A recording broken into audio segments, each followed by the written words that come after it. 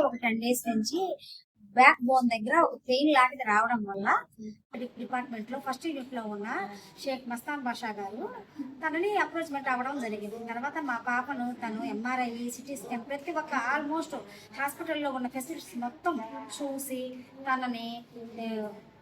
తనకి ఒక ఇంజక్షన్ ద్వారా ఆ నొప్పిని తగ్గిస్తామని నాకు హామీ ఇచ్చాను. ఒక చిన్న ఇంజక్షన్ తనని అంత పెయిన్ నడవలేని స్థితిలో ఉన్న పాపని ఇప్పుడు లేవనెత్తగలిగిందంటే వైద్య రంగం ఎంత పురోభివృద్ధి చెందిందో ఆలోచించాలి. అందులో దానిని ఎంకరేజ్మెంట్ చేసే షేక్ మస్తాన్ బాషా డాక్టర్ గారు చాలా ఉన్నతమైన వ్యక్తి. ఆ ఫస్ట్ యూనిట్ లో ఉన్న ప్రతి ఒక్కరు, ఆ టీం సంబంధించిన ప్రతి ఒక్కరు నా పాప గురించి 10 days నుంచి శ్రమించి పాపని ఈరోజు ఆరోగ్యంగా కోలుకునేటట్టు చేశారు. ఆ టీంకి షేక్ మస్తాన్ బాషా సార్కి నా మనస్ఫూర్తిగా ధన్యవాదాలు తెలియజేస్తాను. మామూలుగా బయట గవర్నమెంట్ హాస్పిటల్ సరిగా చూడరు, పట్టించుకోరు, అటువంటి అమౌంట్ ఉన్నాయి. మా వాళ్ళంతా నీట్గా టైం టు టైం అటెండ్ అయ్యి రోజుకు 3-4 సార్లు చేసామా లేదా? ఇప్పుడు గవర్నమెంట్ హాస్పిటల్ అంటే పాతకాలంలో భయం అనేది ఉండేది. ఎందుకంటే అక్కడికి వెళ్తే చూడరేమో, మనిషికి ఇంకేమన్నా అవుతుందేమో అని.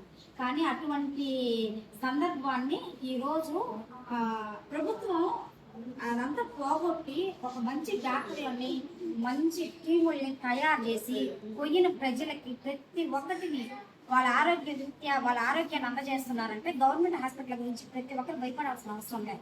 ఈ రోజు అక్కడికి వెళ్తేనే మనకి మంచి వైద్యం అందుతుంది. ప్రైవేట్ హాస్పిటల్లో ఎంత బడ్జెట్ని పోగొట్టుకోవడం కంటే మనం అక్కడికి వెళ్ళి ఆ డాక్టర్లతో కూర్చొని మాట్లాడి మన పేషెంట్లని వాళ్ళకి అప్పచెప్తే వాళ్ళకి సంపూర్ణ ఆరోగ్యంతో మనకు అప్పచెప్తున్నారు.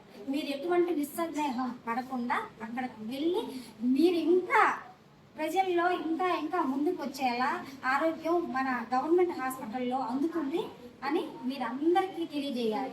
అదే నా మనస్ఫూర్తిగా కోరుకునే కోరిక. నాకు బ్యాక్ పెయిన్ గా ఉండేది 10 days దాకా.